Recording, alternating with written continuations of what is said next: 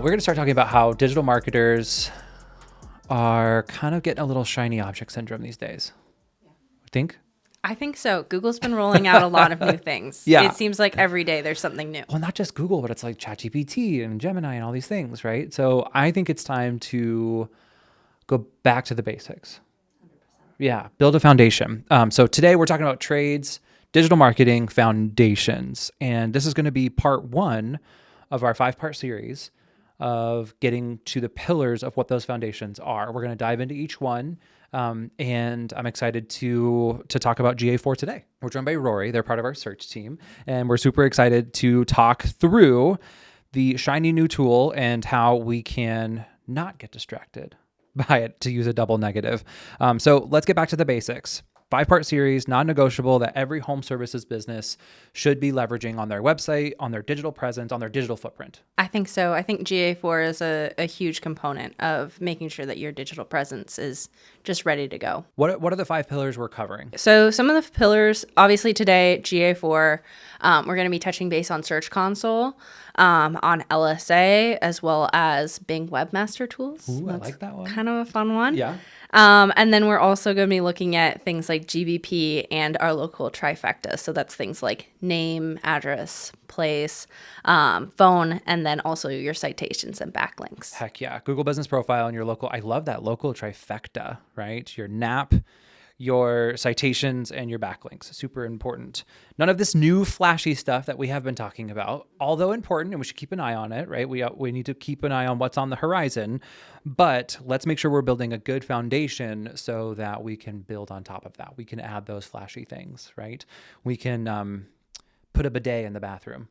To use a stupid analogy. For our plumbers out there. Yeah, exactly. Of these 5 areas, we talked about GA4, Google Search Console / Bing Webmaster Tools, local service ads, the local trifecta, and Google Business Profile. Of these 5 areas, which one do you see trade owners neglect the most? Business owners. When I'm seeing new clients come in, most have those necessary components like GBP, LSA. They've been running those for a while. They know what those mean. Mm-hmm. Local trifecta is the one that I see skipped over most often, and it's the one that requires the most legwork. It's unfortunate that it's kind of real. It's gritty. You have to get out into your community in order to build things like that. Mm-hmm. But making sure that you have backlinks is actually really about making sure you have connections in your community.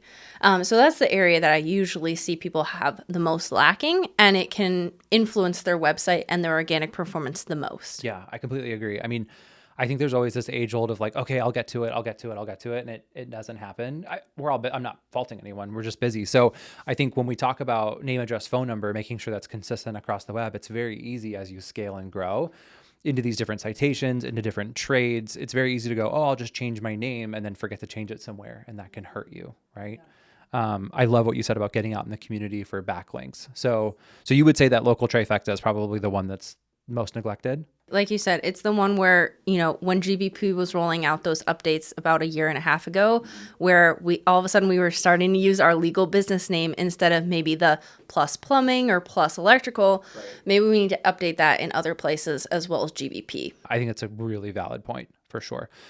We got to make, especially now with AI, like not to talk about a flashy tool, but like they can read all those things very quickly. The bot can. So I think it's really important. Okay, cool. I love that. All right. My next question, just to kind of get us started. What is a real example of a business that fixed one fundamental and saw immediate difference? Yeah. So this is maybe a little bit of a sneak peek, but I think don't overlook the value of connecting your different platforms. Okay. So the biggest influence that I've seen or immediate difference is when we're starting out with Google Ads and getting your GBP connected to Google Ads. This is valuable real estate.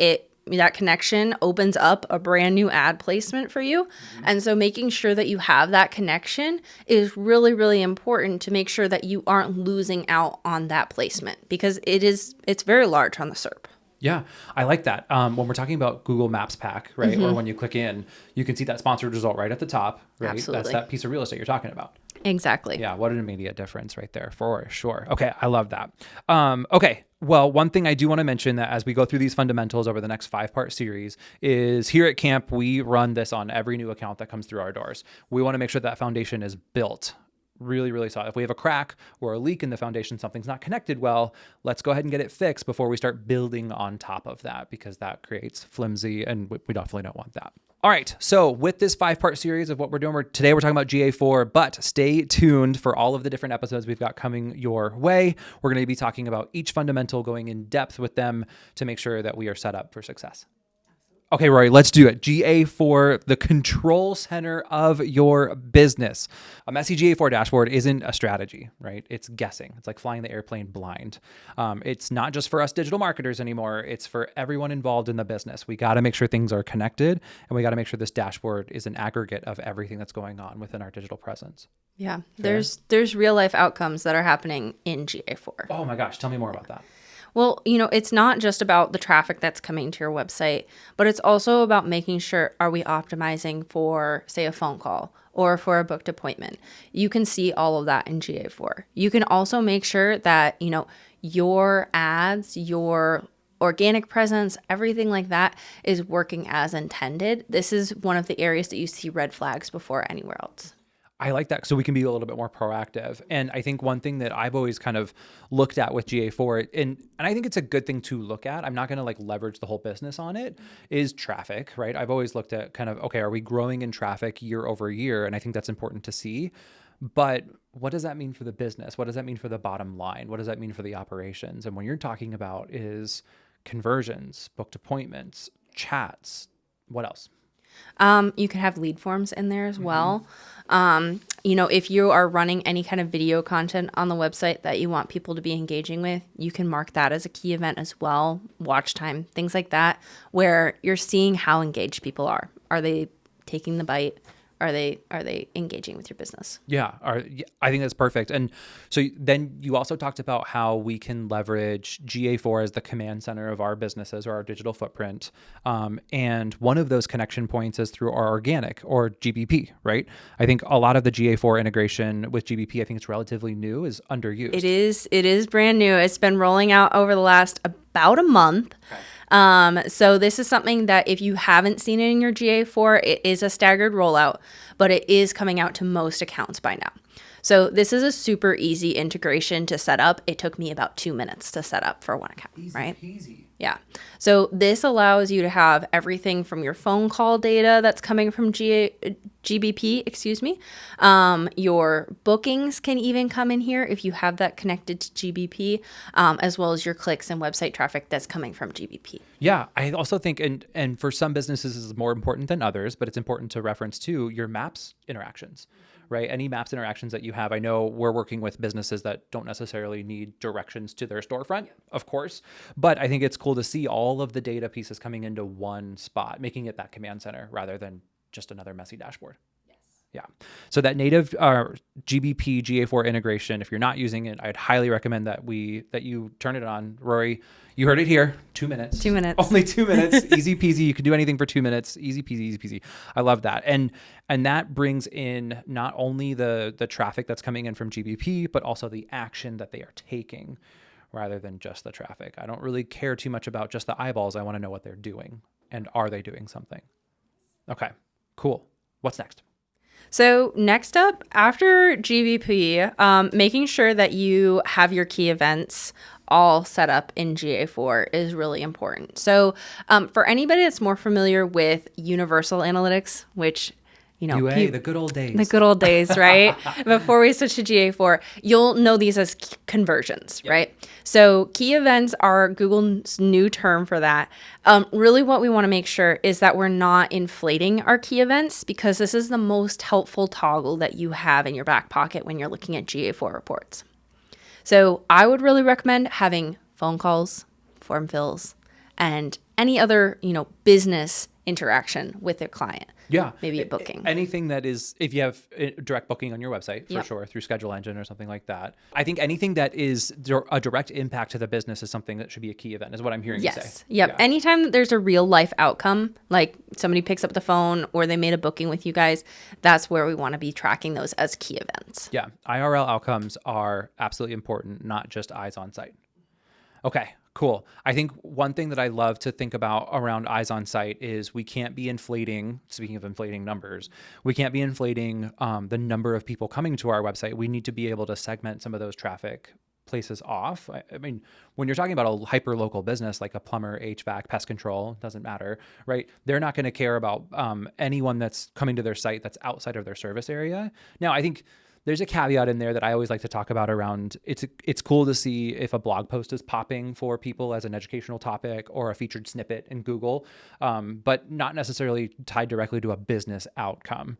So can you tell us a little bit more about the filtering of traffic? Yeah. So GA4, you can really get as in detail as you want. You just have to know how to filter. So really, you can look at things from state level data. You can look at regions, city, etc. And you can really get a good idea of where your traffic's coming from, but also where your phone calls are coming from. Yes, where those key events are coming from. Yes, exactly. And if you want to see events that are not happening in some key areas, how can you go after those areas, right? That's a great indicator of what's happening where and maybe what's not happening where you want it to happen. Fair? Absolutely. Yeah. Okay, cool. I love that. I think the one of the next things I wanted to touch base on, and something we've been kind of leveraging here for internal at camp, has been how we track leads and business outcomes coming from LLMs utilizing Google Analytics. Can you tell us more about that? One of the things that is kind of scary is if you're flying blind in the age of AI. So what we want to make sure that you're doing is having that separate channel for your AI traffic. One thing that is really annoying is if you don't segment that out, and this is something that we set up for every single one of our accounts, you're just going to see all of that lumped into referral traffic. You're never going to know if you're actually populating in ChatGPT unless you start getting really messy with filters, right? Mm-hmm. It's much easier to have it as a clean channel. You can update it. You can make sure that it's relevant to the current chatbots that are popular. Mm-hmm. And then you can see all your traffic in one place. Yeah, I think that's really, really important. I think you can couple that, a little teaser for some of our future episodes in this series, with your Google Search Console data, right? You can see what's surfacing in those LLMs, those AI models that you have there. I think another little caveat for Google Search Console, little teaser could be around, we're now seeing some, when your social pages are surfacing in the SERP, we can see those as impressions now too, which is really exciting. So separating those channels out really helps you understand where you're showing up and where you're not showing up. Is that fair to say? Yeah. One caveat that I would maybe mention on the AI channels is you're only going to see non-Google AI channels right now. Google is starting to roll out a new feature around their own AI mode. Okay. But right now, just keep in mind, Google treats that like organic traffic. So you're not going to see that in your separate channel. You're going to see that under organics. Okay, just to put that in perspective, if a customer is searching for a business leveraging AI mode and hits a website at any point during that journey, Google's going to surface that as organic traffic currently. Yeah. Okay, great. That's a really good call out. I think that's important to know kind of where things are coming from, especially because we've talked a lot about on this podcast AI mode and what it's doing for our businesses and the clients that we serve and the industry that we're in. And GBP is super important in AI mode and how we track that. So it's really good to keep an eye on some of those things. It affects the foundation. All right, Rorrie, I have two really cool questions for you on GA4 and the first fundamental that we're covering. What's the most common thing you find broken when you open a new client's GA4 for the first time? Okay, I got so excited about this one. Can I give you two? Sure. Okay. I'll allow it. So first and foremost, the thing that I usually see broken is the signals and retention. So what this is we allow Google to store data for a certain amount of time. Google automatically sets it to the lowest amount of time, which is not great for tracking your business outcomes over time and, in fact, year over year. So that's the first one. I would say the second one is having the report snapshot customized. Yeah. Every time I go into GA4, I want to, kind of rearrange the room. It's like moving into an apartment and never changing the furniture from where the movers dropped it off. Right. It's such a good analogy too. Okay, I want to dig into both of those. The first one being when retention. What should be the timeline? What's your recommended timeline? I recommend setting your retention to 14 months. So default is 2 months, and you can go all the way up to 14. Got it. Okay, cool. That's a really good call out. So 14 months on retention, and then If you could give us a little teaser, if you could like picture in your mind's eye what the perfect GA4 apartment would look like, what would it be? I would have your Google reports, your Google Ads reports in your upper corner.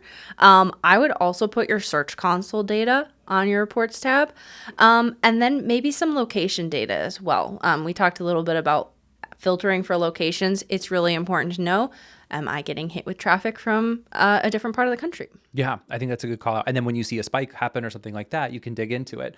Not necessarily a bad thing, but something to dig into. Yeah. Okay, cool. I love that. I'm going to add one little like maybe side table in the room for you. I would love to see like AI LLMs, like large language model channels, to see if we can track any traffic that's coming through there, since it's kind of coming up for us right now. Yeah. Fair? Yeah, you can absolutely add your channel groupings to that report. If you could tell our listeners, our viewers, this audience, one thing they should do if they had an extra 15 minutes before they go to bed one night, or maybe they flip on the TV and they pull up on their laptop like so often so many business owners do, what's one thing they should do if they had an extra 15 minutes? Yeah. Extra 15 minutes, you could go through and audit all of your connections in GA4. Like I said earlier, GBP takes 2 minutes. So if we multiply that by our other connections, you're at 15. I would make sure that your ads, your Google Ads, is connected to GA4, your Search Console, and your GBP. Yeah, I think it's a good place to start, right? It takes you 15 minutes. Make sure you're getting all the data fed into this platform. You can then build on that, speaking of foundations, for building your reports, right? Because once the data is flowing in, then you can decide how you want to view it, how you want to filter it, all the things there. I think it's such a good call out. Rorrie, anything we might have missed here? You know, the only other thing that I wanted to touch on, hit me. Is really the conversions, right? When we're looking at key events, it's really important to make sure that those key events are actually your business outcomes, because that is your main way of filtering data in GA4. That is the most important toggle that you have. And so making sure that if you've changed chat providers in the last year, you've changed a scheduler, that those are updated, that's going to inform you on what's actually happening on your website. Yeah, I think that's such a good call. Any changes that happen on site as key events or conversions need to trickle down into GA4, so we're tracking those changes. Absolutely. Yeah, I think I'm going to add to that too. It made me think of something really interesting around being able to be consistent on how we track those things. I would not recommend changing how we track or changing how we measure things too often, because we're going to be comparing apples and oranges at some point, don't you think? Yep, that year-over-year data can get confusing if you change too often. Yeah, I completely agree. Okay, cool. I love that. Rorrie, thank you. Thank you for your time. I really appreciate it. Super excited to continue this series. The next episode we have is all around Google Search Console, Bing Webmaster Tools. These are free tools, so we have literally zero excuses to start using them after we get our GA4 set up.